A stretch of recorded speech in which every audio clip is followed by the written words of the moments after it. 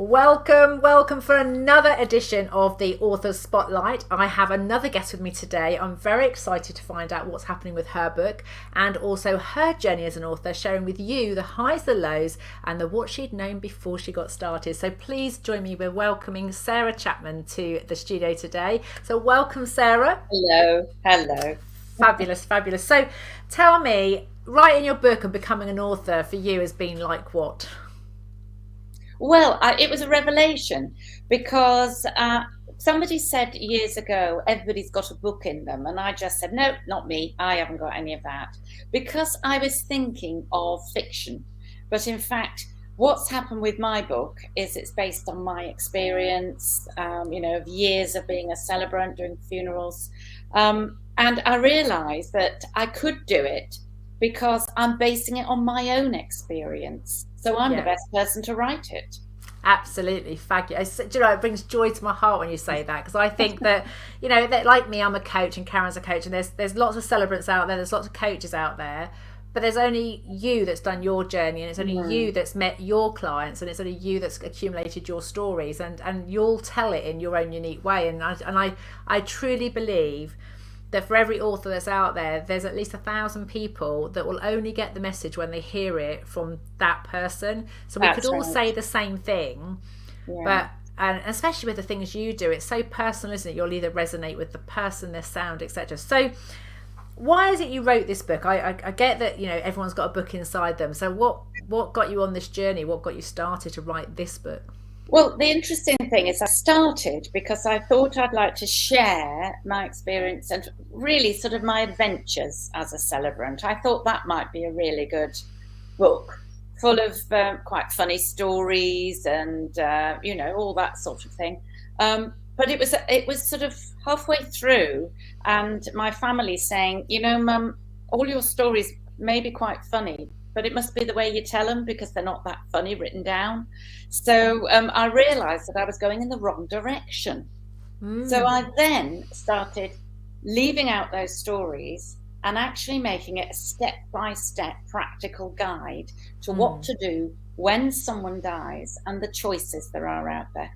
But on top of that, recently, in the last 2 or 3 years, I've had people say to me, I didn't realize that was a choice. I didn't realize you can do that. Yeah. And I realized that I know all the choices because that's my business, but nobody else does. Yeah. And so when you're in that position where somebody you love has died, you're in shock. Even though it happens to everybody. And, I did read somewhere that there's only 2 things that a person, agreeable in life is just death and taxes.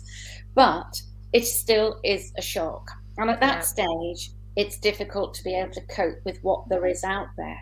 So that's why I made it a really, really straightforward step-by-step guide, starting about when someone you love dies, right to writing your own funeral wishes so that you can plan ahead for your own funeral.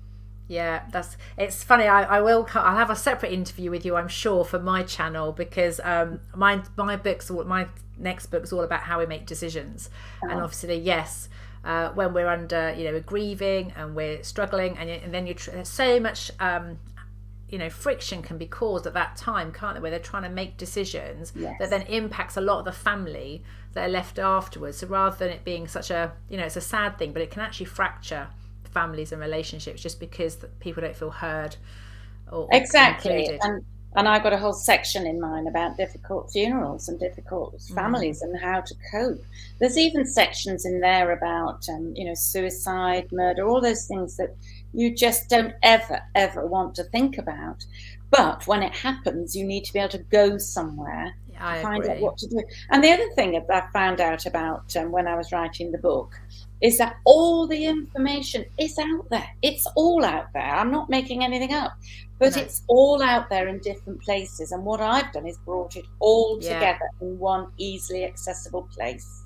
It is so important in the age of information, because we've got overwhelmed, haven't we, with a load of stuff. I will need to just say to before I go is I do hope you get right round to writing the book with the funny stories, and maybe it's just about having a development editor that's listening to you, because it's probably the way you say it with the pauses, etc. And it's just a skill to learn how you create the gaps. Because I worked with an author on the writer retreat a few years ago, and she would say something to me and it's like absolutely cracked me up, but then what she wrote down was completely different to how she was saying it. And so that often is just something you can get a development editor, because it sounds like they're probably they could take the they just take the tension out of the situation when people can hear those sides of those stories as well. So I do hope, if it's not in this book, that we can encourage you to get the next. I think the other thing is that in Karen Williams' course, she did say, that this is the start of it, and you can make more impact by building on your business, knowing you've got the book behind you. And one of the things I love doing is speaking in public. So when I'm out there talking about my book, talking about my subject, that's when you bring out those amusing stories on the radio, and in public, in book things. Ways with words. We have Ways with Words at Dartington, which is not far from where I live, and that's where you need to get out there and actually tell those stories. Yeah. I'm just going to check our signal, because I think it's my end, not yours. I'm just going to see if I can move to a different band to make sure who are hearing us go plup, plup, plup, plup, plup. I do apologise now. I'm going to hopefully get a better signal. That's the joy of Wi-Fi, isn't it? You never quite know how good it's going to be.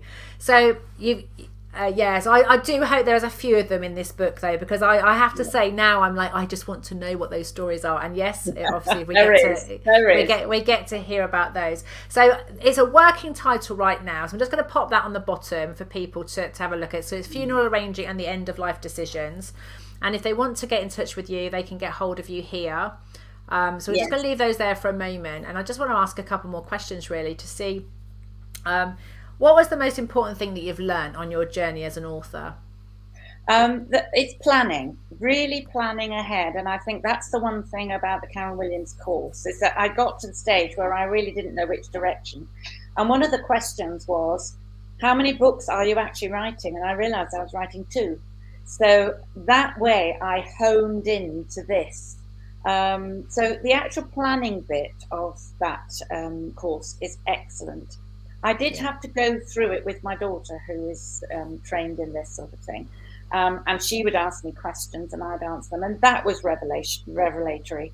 So actually getting the planning there, but not being afraid to change the direction you're going in, just like I did. Because if I'd quite continued on that line, I wouldn't have produced the book I did in the end. No, it's so important. I'm actually just literally writing book number 2. It's the same sort of thing. I went away with Karen last week I've been writing it, and I've written like 120,000 words several times without the plan. And I know Karen, I can hear Karen on my shoulder going, get the plan first. Get the plan. But I had to do it that way because I think there was some catharticness in there that needed to be written. And now with that plan, it's so much easier to write, isn't it, in between sessions. But I think you can also see where your book's going. You can get some sense of it, but it's such an important question. That one is, how many books are you writing? Because we do see so many authors in overwhelm with information, can't work out why they can't work out which chapter it's got to go in, because they unknowingly have 2, 3, 4 or even 5 books going around in their head, because they have learnt so many things. They have to then choose which is the most important. So thank you for sharing that. The other thing is to have a really good editor. Thankfully, there is one local to me, and she transformed all the things I was doing just by saying, but that doesn't flow. And so she made that flow. So, that was very good as well. Yeah. And I think the other thing to remember as authors, isn't it, is your stuff, even if you are very good at English and grammar, you get word blind and you think you've written it. And because you've thought about it for ages and you've written it several times, when you go to reread it, to edit it, you actually think it's there, but it's not. Yes, exactly. and it's not until I have to read mine out to my husband sometime when I'm doing mine, and it's not until I read it I go, oh, that word I'm just going to say isn't actually on the piece of paper. So it's a great tip. What do you wish you'd known before you started? I wish I'd known that I suppose just having the confidence to go for it. Do you know, I think it was lockdown that made me think, well, I've got to do something. I can't do all those jigsaws again. I better knuckle down and start writing this and, see how it goes. But I think that definitely is just to go for it, but also not to be put off that writers and authors are a different type of breed of person, because, you know, once I'd actually studied the Writers and Artists Yearbook and used all that to get an author, I was amazed at the feedback I got from publishers. Yeah. You know, and I have picked one, and it's a traditional publishing. So, you know, I'm really impressed. So don't go in there thinking, well, I'll have to self-publish this and actually nobody's interested, because I think people are. Yeah. If you've got something to say, get it down there and just get it out there. Tell us a bit more about that, because I know a lot of the people I've interviewed for the Spotlight have generally been self-publishing authors. So tell me a bit more about your journey to become a traditionally published author. So what I did was, after I felt that it's been edited perfectly, and also I followed Karen Williams how to create a synopsis, and then the editor moved it around a bit and got it. So I felt it was perfect to get out there. I went through the Writers and Artists Yearbook and downloaded it, paid for the whatever you do. And then I just went into each of the sections on publishers. I didn't want self-publishing. I wanted a step-by-step guide publisher, somebody who deals in non-fiction. And there must have been about 20, 25 of those. So it took time.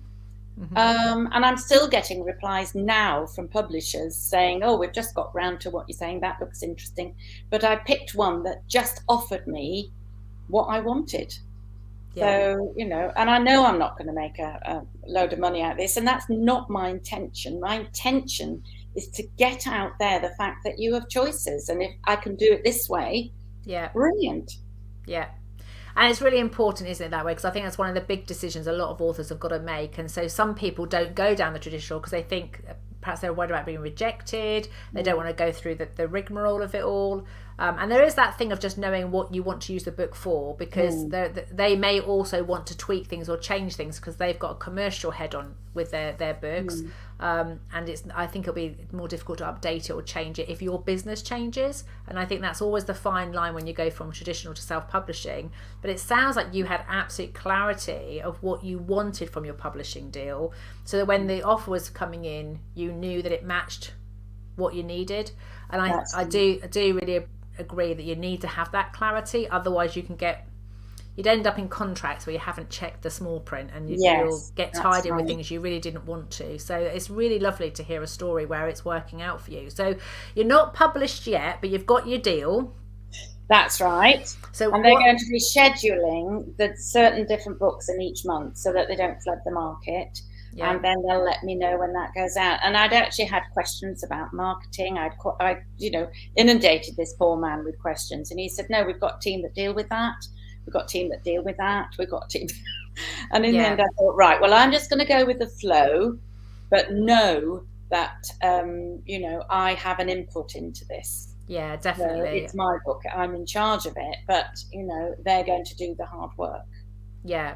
And it is great to do that, and it will always come down to the author. You doing interviews like this, you have to go out there and do it, because otherwise they'll do their push at the beginning, but they've got the next launch, haven't they? Got the next book. So it's really important as authors that we take on board take responsibility for the marketing.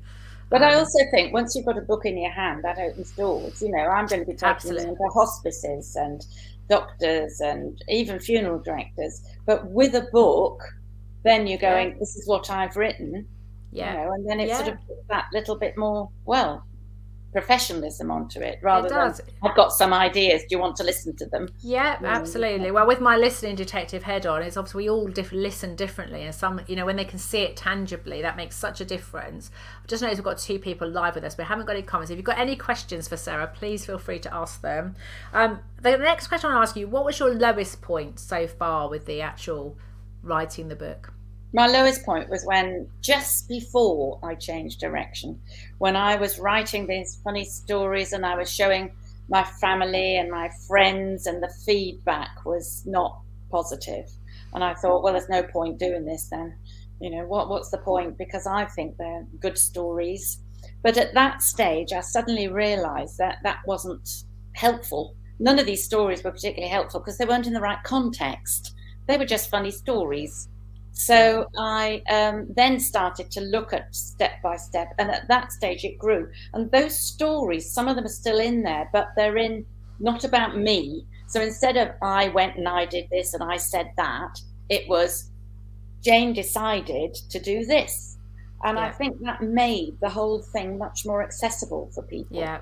It's why being able to be resilient to the feedback is so important. But I think, I don't know about yourself, for me, it helped me grow as a person, being able to take that feedback. Because it might be that it's when you're chatting with your friends and you're telling a story and it makes them laugh, it's great. But if you're writing a book that you want to be commercially successul, you have to consider the receiver. And our friends might laugh with us, even if they don't find it funny, really, at the end of the day, because they're our friends. But our readers have got to be able to comprehend what we've put out there. So that's a really, and I'm not sure I can tell you, because I know Karen's writing a book right now, but there was 3 pillars to how to write a good book. And obviously one of them is a significant story. The one that's, I'm not sure she's going to stick with that word, but it was about, it's got to be relevant to the thing, the impactful idea, the thing you're writing about. And it's got to be there as a tool to help it be memorable. And sometimes, but I do think there's a cathartism for us as authors to write those stories, to remember them and connect with them. And we have to learn to let them go. I think we need to learn all of them. Not all of them have to go in the book. But I think the other funny thing is that I hadn't realised at all. But the fact is that my daughter would say, you know, it's not all about you, Mum. It's not all about you. And I had quite difficulty to step back and actually go, but that's nice. Well, yes, but that's not what people are going to remember. They're going to take that Jane did that.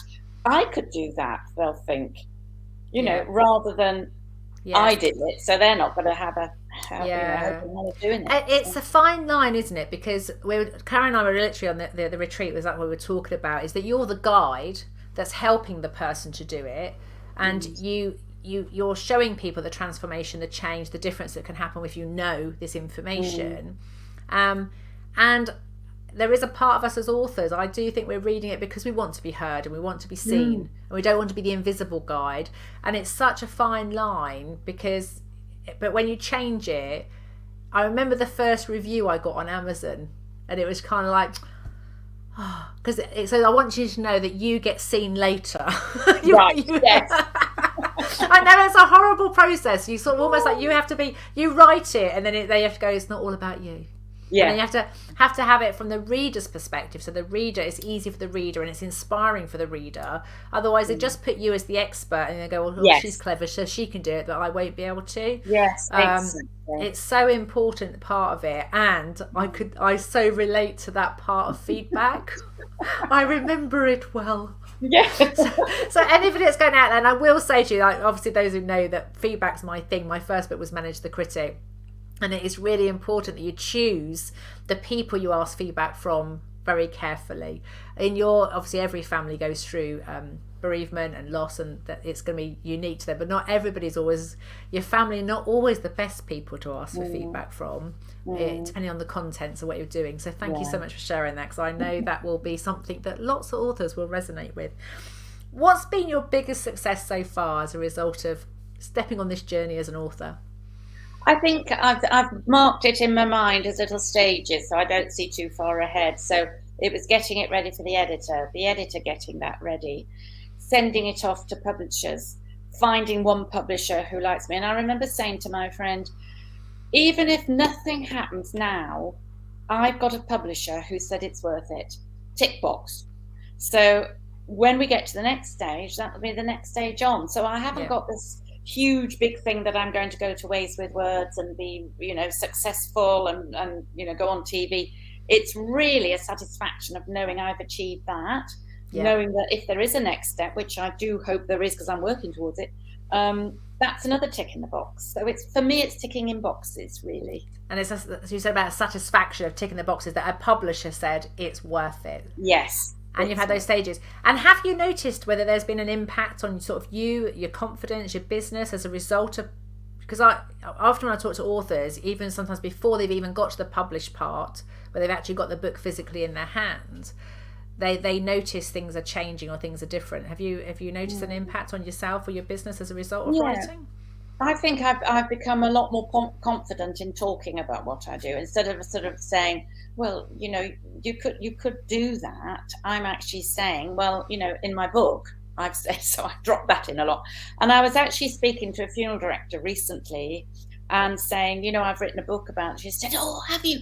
Oh, that's amazing. And then she talked to me quite a lot about it. She said, that's the sort of thing we want. We could have one here with us, so we can actually say, take this, look at this, because it's laid out so well. Yeah. So I felt that people in the industry, instead of thinking, well, we know what we're talking about, you know, why, how dare you write a book?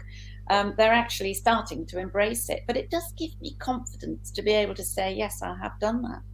Fabulous. And that's a lovely thing to hear, and a great place to leave, that actually the book writing has given you confidence. So keep an eye out. The working title will be Funeral Arranging and End of Life Decisions, but it's with Sarah Chapman, sorry, just changed your name. But please feel free to get hold of her on this email if you want to find out more about the book and when it's coming out. Thank you for joining me today, Sarah. I really appreciate finding out about your journey.